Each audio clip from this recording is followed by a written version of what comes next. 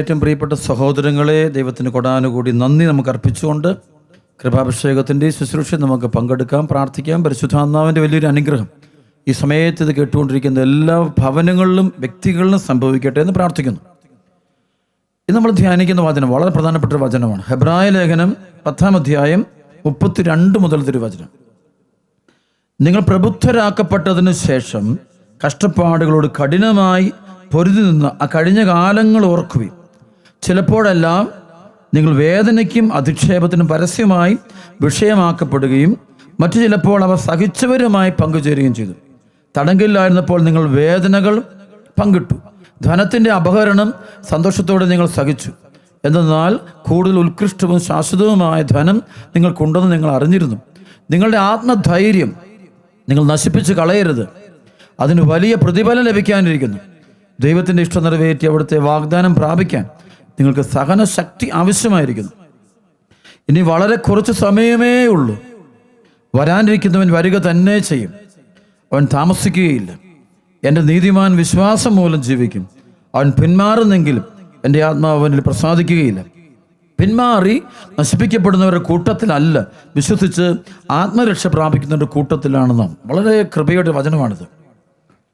അത് നിങ്ങൾ പ്രബുദ്ധരാക്കപ്പെട്ടതിന് ശേഷം കഷ്ടപ്പാടുകളോട് കഠിനമായി പൊരുതി നിന്ന ആ കഴിഞ്ഞ കാലങ്ങൾ ഓർക്കുകയും സഹനത്തിലൂടെ പോകുന്ന ദൈവമക്കളോട് ഹെബ്രായ ലേഖകൻ പരിശുദ്ധാത്മാവിൽ നിറഞ്ഞ് പറയുകയാണ്, നിങ്ങൾ പ്രബുദ്ധരാക്കപ്പെടാൻ അഭിഷേകം കിട്ടിയതിന് ശേഷം നിങ്ങൾ കഷ്ടപ്പാടുകൾ, ചിലപ്പോൾ ഒരു കാര്യം ഓർത്തോണം, അനോയിൻറ്റിങ് പരിശുദ്ധാത്മാവിൻ്റെ അഭിഷേകം കൃപയൊക്കെ കിട്ടുമ്പോൾ ഇവിടെ അധിക്ഷേപങ്ങളുണ്ടാകും, നമുക്ക് ഇവിടെ സഹനങ്ങൾ വരാം, മറ്റുള്ളവർ നമ്മളെ തെറ്റിദ്ധരിച്ച് വരാം, കഷ്ടപ്പാടുകൾ കൂടും. പക്ഷേ ആ കഷ്ടപ്പാട് നമ്മൾ മൈൻഡ് ചെയ്യാത്തതിൻ്റെ കാരണം എന്താണ്?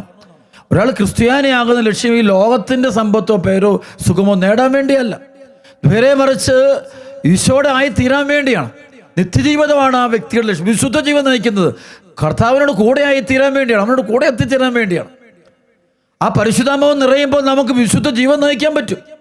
പാപത്തെയും പാപ സാഹചര്യങ്ങളെ നമുക്ക് തോൽപ്പിക്കാൻ പറ്റും. ദൈവകൃപയുടെ മക്കളായിട്ട് ജീവിക്കാൻ പറ്റും. അപ്പോൾ ഇവിടെ ഈ കഷ്ടപ്പാട് കൂടും. കാരണം വെച്ചാൽ നമുക്ക് ചിലപ്പോൾ സുവിശേഷം സാക്ഷ്യം വഹിക്കുമ്പോൾ നമ്മൾ ഒറ്റപ്പെടലുകളും വേദനകളും ദുഃഖങ്ങളൊക്കെ ഉണ്ടാകും, കൂടുതലായിരിക്കും. അത് ഇച്ചിരി കൂടാനേ സാധ്യതയുള്ളൂ. അവിടെ തളർന്നു പോകരുത്. ഈ എന്താണ് ആത്മീയ ജീവിതത്തെ കുറിച്ച് തളർന്ന്, കാരണം അവർ ആത്മീയ ജീവിതത്തിൽ വന്നിട്ടില്ല. അവർ പ്രാർത്ഥനയിലോട്ടൊക്കെ വരുന്നുണ്ടെങ്കിൽ അവരുടെ ലക്ഷ്യം എപ്പോഴും ഭൗതിക സമ്പത്തും പേരും പെരുമയും പ്രശസ്തിയും നേട്ടവും ആളുകൾ നമ്മളെക്കുറിച്ച് നല്ലത് പൊതുജനത്തിൻ്റെ നല്ല സൽപ്പേരാണ് ലക്ഷ്യം. നേരെ മറിച്ച് പരിശുദ്ധാത്മാവിൽ നിറയുന്നൊരു വ്യക്തിക്ക് ദൈവം നൽകുന്നൊരു പേര്, സ്വർഗത്തിൻ്റെ പേരാണ് ആഗ്രഹിക്കുന്നത്.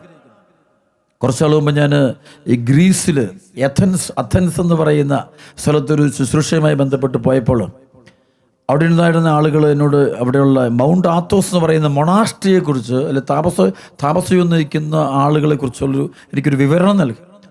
10,000-1500 വർഷം പഴക്കമുള്ള ഈ മൊണാസ്ട്രിയിൽ അവിടെ അവർ പറയുന്നുണ്ട് ഇൻവിസിബിൾ മങ്സ് ഉണ്ടെന്ന് പറയും. ഇൻവിസിബിൾ മങ്സ് എന്ന് വെച്ച് കഴിഞ്ഞാൽ അവരെ ചിലപ്പോൾ മാത്രമേ കാണാൻ പറ്റുള്ളൂ. ഒരു മിറക്കലസ് ആണ്, നമുക്ക് വിശ്വസിക്കാൻ പോലും. അവർ ഇൻവിസിബിൾ മങ്സ് ഉണ്ടെന്ന് അവർ ചിലർക്ക് മാത്രം കാണുമെന്നും ചിലർക്ക് കാണത്തില്ല. ഇങ്ങനെ ഒരു പ്രത്യേക സമയം അവിടെയുള്ള ചില മങ്സിൻ്റെ പ്രാർത്ഥനകളെക്കുറിച്ച്, അതിൽ ഒരു മങ്കിൻ്റെ പ്രാർത്ഥനയെക്കുറിച്ച് പറഞ്ഞിങ്ങനെയാണ്. അവർ എല്ലാ മങ്സും തന്നെ, കർത്താവേ ഈ ഭൂമിയിൽ ഞങ്ങൾക്ക് നീ പേര് തരരുത്, ഞങ്ങളെ നീ മാത്രം ഞങ്ങൾക്ക് പേര് തരാവുള്ളൂ, സ്വർഗത്തിൽ വന്നിട്ടേ ഞങ്ങൾക്ക് പേരുണ്ടാകാവുള്ളൂ, ഇവിടെ ആരും ഞങ്ങൾ മൈൻഡ് ചെയ്യരുത്, ഞങ്ങളെ അങ്ങ് മൈൻഡ് ചെയ്യാവുള്ളൂ. അതുകൊണ്ട് വീണ്ടും പറയും, ഇവിടെ ആരും ഞങ്ങളെ ഗ്ലോറി ഇവിടെ ഞങ്ങൾക്ക് ഗ്ലോറി വേണ്ട, ഞങ്ങൾ ആരും അറിയണ്ട. പക്ഷെ അവിടെ വരുമ്പോൾ നിന്റെ മുമ്പിൽ ഞങ്ങൾക്കൊരു ഗ്ലോറി, മഹത്വം തരണം.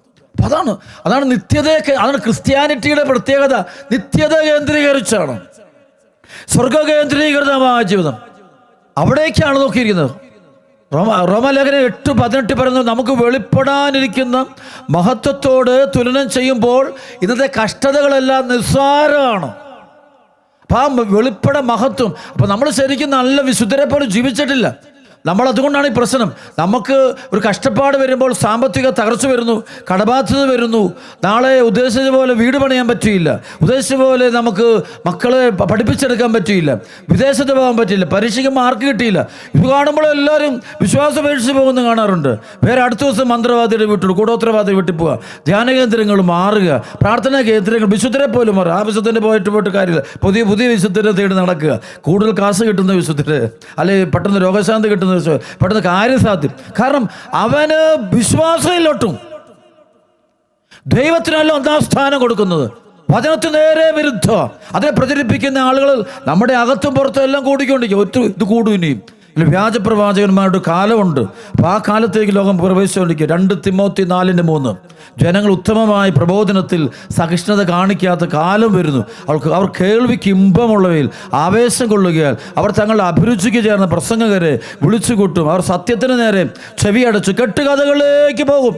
ദ്വിയാകട്ടെ സമചിത്തത പാലിക്കുക, സുവിശേഷകന്റെ ജോലി പൂർത്തിയാക്കുകയും ചെയ്യുക. 1 പത്രോസ് 4:1-2 വചനമുണ്ട്. ശരീരത്തിൽ പീഡനമേറ്റ യേശുക്രിസ്തുവിൻ്റെ മനോഭാവം നിങ്ങൾക്ക് ആയുധമായിരിക്കട്ടെ. ശരീരത്തിൽ പീഡനമേറ്റവൻ പാപത്തോട് വിട വാങ്ങിയിരിക്കുന്നു. കൊളോസ്യസ് 1:24 പൗലോസ് പറയുന്നുണ്ട്, അതായത് സഭയാകുന്ന ശരീരത്തെ പ്രതി യേശുക്രിസ്തുവിന് സഹിക്കേണ്ടി വന്ന പീഡനങ്ങളുടെ കുറവ് ഞാൻ എൻ്റെ ശരീരത്തിൽ നികത്തുന്നു, സഭയ്ക്ക് വേണ്ടി ഞാൻ സഹനം എടുക്കുന്നു. ഹെബ്രായ ലേഖനം 12:1-2-3 വചനമുണ്ട്. അവിടെ പറയുന്നുണ്ട്, നമുക്ക് ചുറ്റും സാക്ഷികളുടെ ഒരു വലിയ സമൂഹമുള്ളതിനാൽ നമ്മെ അലട്ടുന്ന പാപവും ഭാരവും നമുക്ക് നീക്കിക്കളയാം. നമുക്ക് നിശ്ചയിച്ചിരിക്കുന്ന ഓട്ടപ്പന്തയം സ്ഥിരോത്സാഹത്തോടെ ഓടിത്തീർക്കാം. നമ്മുടെ രക്ഷകനും നാഥനുമായ യേശു ക്രിസ്തുവിനെ മുന്നിൽ കണ്ടുകൊണ്ട് വേണം ഓടാൻ. അവൻ മഹത്വം നോക്കാതെ, ലോകത്തിൻ്റെ പേര് നോക്കാതെ, അപമാനം സ്വീകരിച്ച് അവൻ സന്തോഷത്തോടെ കുരിശ് വഹിച്ചെന്ന് പറയുമ്പോൾ നിത്യതയിലേക്ക് ഈശോ കുരിശ് വഹിക്കുന്നത് സ്വർഗത്തിലേക്ക് കയറാൻ വേണ്ടിയാണ്, നിത്യതയിൽ കയറാൻ വേണ്ടിയാണ്. നിത്യതയിൽ കയറാൻ ആഗ്രഹിക്കുന്നവരൊക്കെ ഇവിടെ ഒരു കുരിശ് എടുക്കേണ്ടി വരും. ആ കുരിശിനെ ഉപേക്ഷിക്കലല്ല വേണ്ടത്. ഒരു പ്രശ്നം ഉണ്ടാകുമ്പോഴേ ഭാര്യയെ പുറത്താക്കുക, ഒരു ചെറിയ പ്രശ്നം വരുമ്പോഴേ ഭർത്താവിനെ പുറത്താക്കുക, ഒരു ചെറിയ ബുദ്ധിമുട്ട് വരുമ്പോഴേ വയറ്റിൽ കിടക്കുന്ന കുഞ്ഞിനെ അബോർട്ട് ചെയ്ത് കളയുക. പിന്നെ പുതിയ ജീവിത ശൈലികൾ എടുക്കുക, കാണുന്നതിൻ്റെ എല്ലാം പുറകെ പോവുക, ജടിക പാപത്തിന് അടിമപ്പെടുക. സിനിമകൾ, ലോകത്തിൻ്റെ സിനിമകൾ, പാപം നിറഞ്ഞ, പാപം വിതയ്ക്കുന്ന സിനിമകൾ ഭയങ്കര അട്രാക്റ്റീവാണ് ഇന്ന്. ഈ അട്രാക്ഷൻ്റെ കാലം അങ്ങ് പോവുകയാണ്. വെറുതെ ആസ്വദിക്കാൻ പോകുന്ന ഒന്നും ആരും ആസ്വദിച്ച് തീർക്കാറില്ല. ആസ്വദിക്കുന്നതെല്ലാം പിന്നെ അത് വീണ്ടും ഒരിക്കലെങ്കിലും എന്തെങ്കിലും ആസ്വദിച്ചാൽ വീണ്ടും അത് ആസ്വദിക്കാനുള്ള പ്രേരണ കൂടും. അവന് ആത്മനാശം ഉണ്ടാകും. ഈ ദിവസങ്ങളൊക്കെ അച്ഛൻ പറയുന്നൊരു വചനമുണ്ട്, ആവർത്തിച്ച് പരിശുദ്ധാത്മാവ് ദൈവജനത്തോട് പറയണമെന്ന് പറയുന്നൊരു വചനമുണ്ട്. മത്തായി 16:26 ലോകം മുഴുവൻ നേടിയാലും നിന്റെ ആത്മാവ് നഷ്ടപ്പെട്ടാൽ നിനക്കെന്ത് പ്രയോജനം? ലോകം മുഴുവൻ നേടിയാലും നിന്റെ ആത്മാവിനെ നഷ്ടപ്പെടുത്തിയാൽ നിനക്കെന്ത് പ്രയോജനം? നീ ആഗ്രഹിച്ച് ജോലി കിട്ടി, നീ ആഗ്രഹിച്ച് പോലെ പഠിച്ചു, നീ ആഗ്രഹിച്ച പോലെ കാശുണ്ടാക്കി, നീ ആഗ്രഹിച്ചതിനേക്കാളും വലിയ ബിസിനസ് സ്ഥാപനം പണിതു, നീ വലിയ കൊട്ടാരത്തെക്കാളും വലിയ കൊട്ടാരമായ വീടുകൾ പണിതു, നീ വലിയ ആളുകളുമായിട്ട് ബന്ധം പുലർത്തുന്നു, ലോകത്തിലെ ഉന്നത സ്ഥാനങ്ങളിലേക്ക് കയറുന്നു, വലിയ കാര്യം, ഇതാണ് വലിപ്പം. പക്ഷേ ഇതെങ്ങനെ നേടുന്നു? ഇതെന്ത് നേട്ടമാണ്? ആത്മരക്ഷയ്ക്ക് മുൻതൂക്കം കൊടുക്കാതെ, സ്വന്തം ആത്മാവിനെ വിശുദ്ധിയിൽ വളർത്താതെ, പേരിനും പെരുമയ്ക്കും വേണ്ടി ഓടുന്നവൻ്റെ ആത്മനാശം എന്തൊരു സംഭവമാണ്. അതൊന്നും ചിന്തിക്കുന്നില്ല. ആത്മനാശമൊന്നും അല്ലെന്നാ വേണ്ടത്, ഭൗതികനാശമാണ്. സഭയെപ്പോലും ചിലർക്ക് ഇഷ്ടമില്ലാത്തതിനെ കാരണം സഭ നിത്യജീവിതത്തെക്കുറിച്ച് പ്രസംഗിക്കുന്നു, ആത്മരക്ഷയെക്കുറിച്ച് സഭ പ്രസംഗിക്കുന്നത് പുളിപ്പില്ലാത്തൊരപ്പത്തെക്കുറിച്ച്. പരിശുദ്ധ കുർബാന ആ പുളിപ്പില്ല. അപ്പം അത് വലിയ രുചിയുള്ള അപ്പമല്ല, പക്ഷേ അത് നിത്യജീവൻ്റെ അപ്പമാണത്. നിത്യജീവൻ്റെ ഒപ്പം അത് ഈ ഭൂമിയിൽ അതിന് ലോകത്തിൽ അത്ര രുചികരമായിരിക്കില്ല, പക്ഷെ നിത്യതയിൽ അതൊരു ആനന്ദമായിട്ട്, സ്വർഗീയ വിരുന്നിൻ്റെ ഒരു ആനന്ദം, അതാണ് ആ ഒരു വലിയ അഭിഷേകത്തിന് സംഭവിക്കും. അതാണ് ചിന്തിക്കേണ്ടത്. വിശ്വാസത്തിൻ്റെ ജീവിതം കുമ്പസാരക്കൂട്ടിപ്പോയി മുട്ടുകുത്തുമ്പോൾ ഒരു വ്യക്തിയെ വിശുദ്ധീകരിക്കപ്പെടുന്നതിനാണ്, നിത്യജീവിതത്തിന് വേണ്ടിയാണ്. ഒരാൾ എന്തോ ഒരുങ്ങേണ്ടത് അവൻ്റെ സ്വർഗത്തിന് വേണ്ടി. കാരണം ഇവിടെ നമ്മൾ എന്ത് നേടുന്നത്? അല്ലെ പ്രിയപ്പെട്ട മക്കളെ, നമ്മൾ നേടുന്നത് എത്ര നേടിയാലും മരണത്തോടുകൂടി അത് നമ്മളെ വിട്ടുപോകും. എന്തേരം നേടിയാലും വിട്ടുപോകും.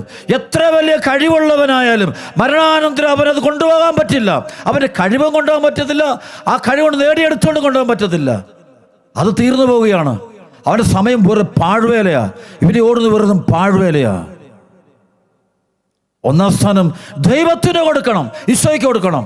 അത് കൊടുക്കാൻ നമ്മൾ തയ്യാറാകണം. പൗലോസ് പറയുന്നു, റോമാലേഖനം 8:35 പറയും, അതായത് ക്രിസ്തുവിൻ്റെ സ്നേഹത്തിൽ നിന്ന്, യേശു ക്രിസ്തുവിൻ്റെ സ്നേഹത്തിൽ നിന്ന് ആര് നമ്മെ വേർപെടുത്തും? ക്ലേശമോ, ദുരിതമോ, പട്ടിണിയോ, ആപത്തോ, വാളോ എന്തു വന്നാലും ഈശോയുമായിട്ടുള്ള ബന്ധത്തെ ഞങ്ങൾ വേർപെടുത്തില്ല. ആ ഒരു ബന്ധമുണ്ട്. അതാണ് പരിശുദ്ധാത്മാവ് നിറയുന്ന ഒരു ആത്മാവിന് ഏറ്റവും വലിയ പ്രത്യേകത. ഈശോ മിശിഹായുമായിട്ടൊരു ബന്ധമുണ്ട്, ഒരാഴമേറിയ ബന്ധമുണ്ട്, ഹൃദയ ഭയങ്കര ബന്ധം. അവരത് ഈശോ ഉപേക്ഷിക്കില്ല, ഒരിക്കലും ഉപേക്ഷിക്കില്ല. പരിശുദ്ധാത്മ അഭിഷേകം കുറയുമ്പോഴാണ് നമ്മൾ യേശുവിനെ തള്ളിപ്പറഞ്ഞിട്ട് പോകും.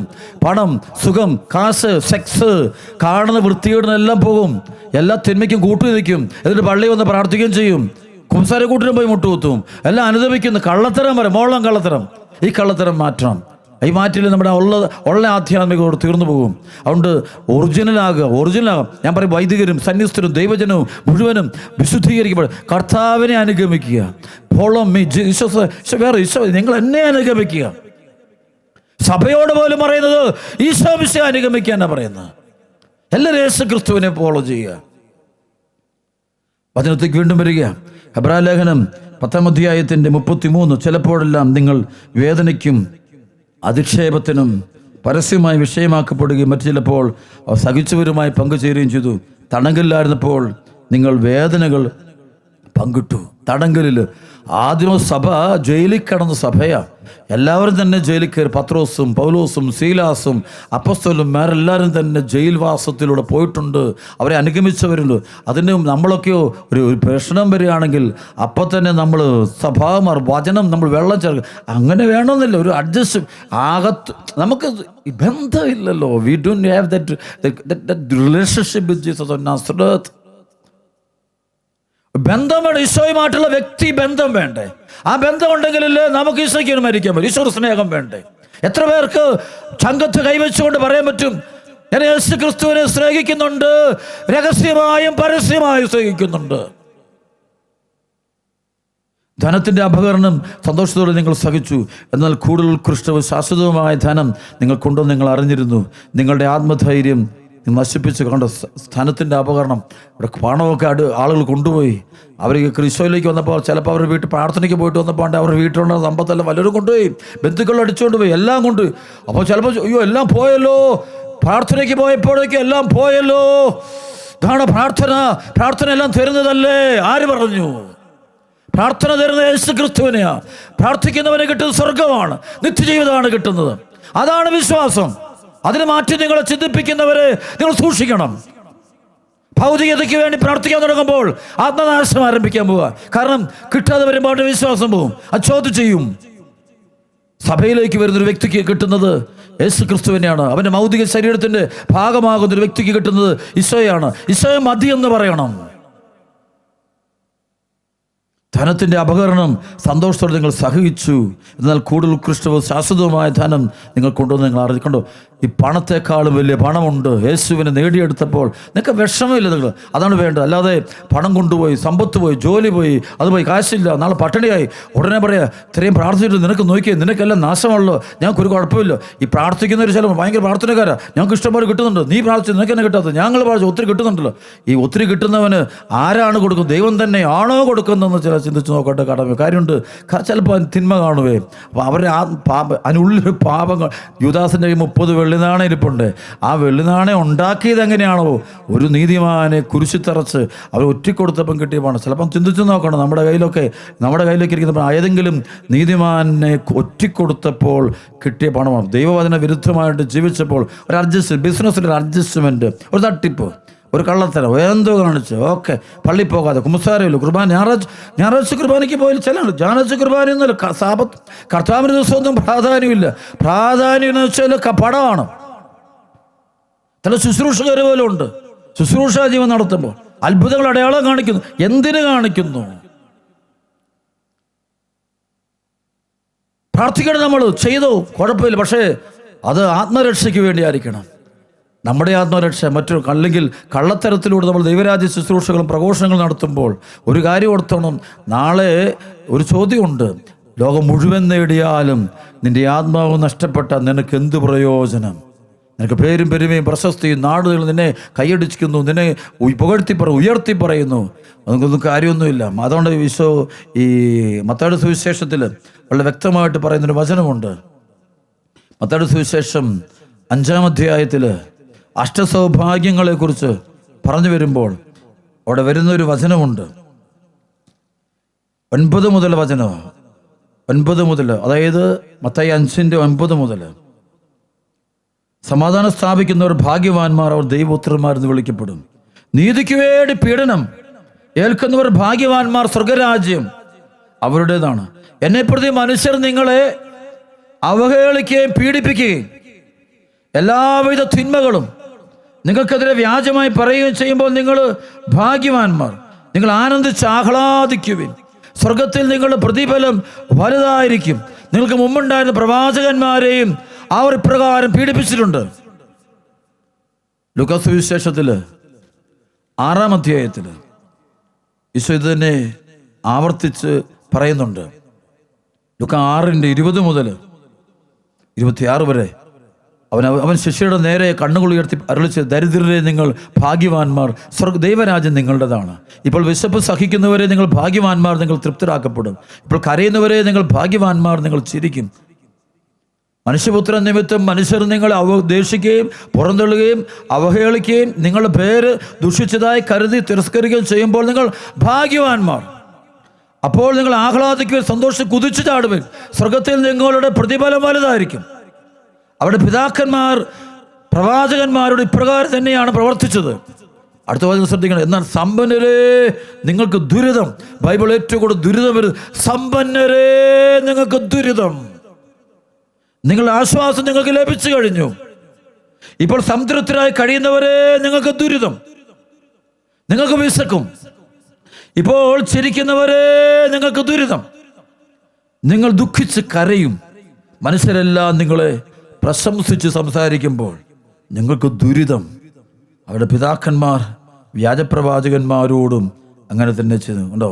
പറയുന്നുണ്ട്, ഈ വ്യാജപ്രവാചകന്മാരെ ഇസ്രായേൽ ജനം ഒരുപാട് പ്രശംസിക്കുമായിരുന്നവർ. ബൈബിളിൽ വ്യാജപ്രവാചകന്മാരോട് പ്രത്യേക താല്പര്യം. അതാണ് ബൈബിൾ ഏലിയ പ്രവാചകന്റെ കാലത്ത് നമുക്ക് ജസബൽ രാജ്ഞി വ്യാജപ്രവാചക, അവളുടെ കൂടെ 450 അവരെ ആളുകൾക്ക് ഭയങ്കര ഇഷ്ടം, രാജാവൊക്കെ ഭയങ്കര ഇഷ്ടമാണ്. ജെറമ്യ പ്രവാചകന്റെ കാലത്തൊരു ഹനനിയ എന്ന് പറയുന്നൊരു വ്യാജപ്രവാചകനുണ്ട്. ഒരു ഭയങ്കര രാജാവിനൊക്കെ ഭയങ്കര ഇഷ്ടമാണ്. രാജാവിൻ്റെ വീട്ടിലാണ് ഇവനിടയ്ക്കെല്ലാം. അപ്പം ഇങ്ങനെ സംഭവം ഉണ്ട്. അതായത് സത്യപ്രവാചക ദൈവത്തോട് ചേർന്ന് നിൽക്കുന്നവൻ, അവൻ സത്യത്തിന് സാക്ഷ്യം വഹിക്കുന്നു, ഈശോയ്ക്ക് സാക്ഷ്യം വഹിക്കുന്നു. പ്രിയപ്പെട്ട മക്കളെ, ദൈവ പ്രമാണങ്ങളനുസരിച്ച് ജീവിക്കുക, വിശുദ്ധ ജീവൻ നയിക്കുക, കർത്താവിന് 1-ാം സ്ഥാനം കൊടുക്കുക. അതാണ് ഇവിടെ നമ്മൾ വ്യതിചലിച്ച് പോകരുതേ. പ്രത്യേകിച്ച് ഈ കാലയളവിൽ പാപം നമ്മളെ മാടി വിളിക്കുക. എല്ലാം ശരിയാണെന്ന് പറയുന്ന കാലം, എന്ത് ചെയ്താലും കുഴപ്പമില്ല, ആത്മനാശം ഉണ്ടാകില്ല എന്നൊക്കെ പറയുന്ന ആളുകളുണ്ട്. എങ്ങനെ മക്കളെ ഒരിക്കലും ചെയ്തേക്കരുത്. പല പ്രബോധനങ്ങൾ ഇറങ്ങി വരും. ഈ സമയത്ത് നിങ്ങൾ കർത്താവിൻ്റെ പരിശുദ്ധാത്മാവ് ദൈവവചനത്തിലൂടെ നമുക്ക് നൽകുന്ന വിശ്വാസത്തിൻ്റെ വചനത്തിൽ നിന്നും അണുവിട പോലും വ്യതിചലിക്കരുത്. അവിടെ വീണ്ടും ഞാൻ ഹെബ്രായ ലേഖനം 10-ാം അധ്യായത്തിൻ്റെ 34 വരികയാണ്. ധനത്തിൻ്റെ അപകരണം സന്തോഷത്തോടെ നിങ്ങൾ സഹിച്ചു, എന്തെന്നാൽ കൂടുതൽ ഉത്കൃഷ്ടവും ശാശ്വതവുമായ ധനം നിങ്ങൾ കൊണ്ട് നിങ്ങൾ അറിഞ്ഞിരുന്നു. നിങ്ങളുടെ ആത്മധൈര്യം നിങ്ങൾ നശിപ്പിച്ച് കളയരുത്, അതിന് വലിയ പ്രതിഫലം ലഭിക്കാനിരിക്കുന്നു. ദൈവത്തിൻ്റെ ഇഷ്ടം നിറവേറ്റി അവിടുത്തെ വാഗ്ദാനം പ്രാപിക്കാൻ നിങ്ങൾക്ക് സകല ശക്തി ആവശ്യമായിരിക്കുന്നു. ഈശോയിലേക്ക് വരുന്ന വ്യക്തികൾ, അഭിഷേകത്തിലേക്ക് വരുന്ന വ്യക്തികൾ സകല ശക്തി എടുക്കണം, സഹിക്കാനുള്ള ശക്തി പ്രാർത്ഥിക്കണം. ഈശോയെ സ്വന്തമാക്കിയവരാണ് നമ്മൾ, ഈശോയുടെ മക്കളാണ് നമ്മൾ. ഈശോ സ്നേഹിക്കാൻ നമ്മൾ ഇനി വളരെ കുറച്ച് സമയമേ ഉള്ളൂ. വരാനിരിക്കാൻ വരിക തന്നെ ചെയ്യും. അവൻ താമസിക്കുകയില്ല. എൻ്റെ നീതിമാൻ വിശ്വാസം മൂലം ജീവിക്കും. അവൻ പിന്മാറുന്നെങ്കിൽ എൻ്റെ ആത്മാവ് അവനെ പ്രസാദിക്കുകയില്ല. പിന്മാറി നശിപ്പിക്കപ്പെട്ട ഒരു കൂട്ടത്തിലല്ല, വിശ്വസിച്ച് ആത്മരക്ഷ പ്രാപിക്കുന്ന ഒരു കൂട്ടത്തിലാണ് നമ്മൾ. വിശുദ്ധരാണ് പ്രിയപ്പെട്ടവരെ. ഈ ദൈവവിളിക്ക് വേണ്ടി ആഗ്രഹിക്കുക, വിശുദ്ധരായി തീരുക, കർത്താവിന് സ്വന്തമായി തീരുക. 2 വള്ളത്തിൽ കാല് വയ്ക്കുന്നത് കൊണ്ടാണ് നമ്മുടെ ജീവിതത്തിൽ ദൈവത്തെ സ്നേഹിക്കാനും ആത്മാർത്ഥത്തോടെ സ്നേഹിക്കാൻ പറ്റാത്തത്. എൻ്റെ സ്വാർത്ഥതയെ ഞാൻ ബലി കൊടുക്കണം, എൻ്റെ ആഗ്രഹങ്ങളെ ബലി കൊടുക്കണം, ഈശോയ്ക്ക് മാത്രം സ്ഥാനം കൊടുക്കണം, ഈശോയ്ക്ക് 1-ാം സ്ഥാനം കൊടുക്കണം. അങ്ങനെ ഈശോ പുകഴ്ത്തണം, മഹത്വപ്പെടുത്തണം. അങ്ങനെ വരുമ്പോഴാണ് നമ്മുടെ ജീവിതത്തിൽ വലിയ അടയാളം ഉണ്ടാകും, അത്ഭുതങ്ങൾ സംഭവിക്കും, ഡെലിവറൻസ് സംഭവിക്കും, തിന്മയുടെ ശക്തികൾ വിട്ടുപോകും, പാപശക്തികൾ വിട്ടുപോയിക്കോളും. വിശ്വാസനയിക്കുക. നിത്യജീവിത ലക്ഷ്യം സ്വർഗീയ ജീവിതത്തെ കാണുക, നമ്മൾ കർത്താവിൻ്റെ അടുത്തെത്തുക, ഈശോയുടെ അടുക്കലെത്തുക. അതായിരിക്കണം ആഗ്രഹം. നമുക്കറിയാം നടുക്കടലിൽ കൂടെ ശിഷ്യന്മാർ പോകുമ്പോൾ, അത് യോഹന 21-ാം അധ്യായത്തിൽ 1 മുതൽ 14 വരെ വചനം വായിക്കുമ്പോൾ തിബേരിയസ് കടൽ തീരത്ത് ഈശോ നയിക്കുന്ന സംഭവം. അപ്പോൾ അവിടെ സംഭവമുണ്ട്. ആ രാത്രിയിൽ പത്രോസും മറ്റ് അപ്പസ്തോലന്മാരും കൂടെ പോയി മത്സ്യബന്ധനത്തിന് പോയിട്ട് അവർ തിരിച്ചു വരുമ്പോൾ അവർക്ക് ഒന്നും കിട്ടുന്നില്ല. അപ്പോഴാണ് ഈശോ പറഞ്ഞത്, വള്ളത്തിൻ്റെ വലതുവശത്ത് ഇറക്കി ഉടനെ അവർ നിറച്ച് മത്സ്യം കിട്ടി. അത്ഭുതങ്ങൾ, വലിയ അത്ഭുതം കണ്ടപ്പോൾ ഇവർ അടുത്ത നിമിഷം പത്രോസ് ഈശോയുടെ പക്കലേക്ക് നീന്തുകയാണ്, ഈശോയുടെ അടുക്കിലേക്ക് പോവുക. അവൻ ഈ വള്ളവും വിട്ടു, അവന് കൂടെയുള്ളവരെയും വിട്ടു, മത്സ്യവും വിട്ടു. അവൻ യേശു ക്രിസ്തുവിൻ്റെ നേരെ ഈശോ ഒന്ന് അറിഞ്ഞപാടെ ഈശോ അറിഞ്ഞു കണ്ടോ. ഓരോ അടയാളങ്ങളും അത്ഭുതങ്ങളും സംഭവിക്കുമ്പോൾ അവിടെ എവിടെയെങ്കിലും ഒരു തീരത്ത് കർത്താവ് നിൽപ്പുണ്ടെന്ന് നോക്കണം. ഇപ്പോൾ അണക്കരയിൽ ധ്യാനത്തിൽ പങ്കെടുക്കുന്ന മക്കളോട് ഞാൻ പറയാറുണ്ട്, ഇവിടെ അത്ഭുതങ്ങളും അടയാളം നടക്കുമ്പോൾ ഈ ബലിപീഠത്തിൽ പരിശുദ്ധ കുർബാനയിൽ കർത്താവിൻ്റെ സാന്നിധ്യം ആ തീരത്ത് നിൽപ്പുണ്ട്. ബലിപീഠമാകുന്ന തീരത്ത് ഉത്തിതനായ കർത്താവ് നിൽപ്പുണ്ട്. ആ തിരിച്ചറിയുന്നവർ അങ്ങോട്ട് ഓടണം, അങ്ങോട്ട് നീന്തണം, അങ്ങോട്ട് അടുക്കടാത്. പക്ഷേ അതാണ് ജീവിത ലക്ഷ്യങ്ങളുള്ളൂ. നേരെ മറിച്ച് മീൻപിടുത്തം, മീൻ കിട്ടാൻ വേണ്ടിയുള്ള പ്രാർത്ഥന, മത്സ്യങ്ങൾ കൂടുതൽ കിട്ടുക, പണം കൂടുതൽ കിട്ടുക, കടബാധ്യതകൾ മാറ്റുക, വലിയ വലിയ സ്ഥാനം നേടിയെടുക്കുക. ഇതാണ് നമ്മുടെ പ്രാർത്ഥനയുടെ ആത്യന്തിക ലക്ഷ്യമെങ്കിൽ നമ്മൾ ഓടിയത്, പൗലോസ് പറഞ്ഞു, ഞാൻ ഓടിയതും അധ്വാനിച്ചു വെറുതെയാവും. ഈ പ്രാർത്ഥനയൊക്കെ വെറുതെ ആയിത്തീരും. നമ്മുടെ ദേവാലയ ദൈവം പോലും വെറുതെ ആയിത്തീരും. നമ്മുടെ പരിഹാര പ്രാർത്ഥനയിലെന്നത് ഭൗതിക നന്മയ്ക്ക് വേണ്ടിയാണെങ്കിൽ അത് വെറുതെ ആയിത്തീരും. അതുകൊണ്ട് വീണ്ടും വചനം പറയുകയാണ്, മത്തായി 16:26, ലോകം മുഴുവൻ നേടിയാലും നിന്റെ ആത്മാവ് നഷ്ടപ്പെട്ടാൽ നിനക്കെന്ത് പ്രയോജനം? ഇത് ധ്യാനിക്കുക. പരിശുദ്ധാത്മാവ് എല്ലാവരും തൊടട്ടെ, പരിശുദ്ധാത്മാവ് എല്ലാവരും അനുഗ്രഹിക്കട്ടെ. കൃപയ്ക്ക് മേൽ കൃപ എല്ലാ മക്കളുടെ മേൽ ചൊരിയപ്പെടട്ടെ. ആമേൻ.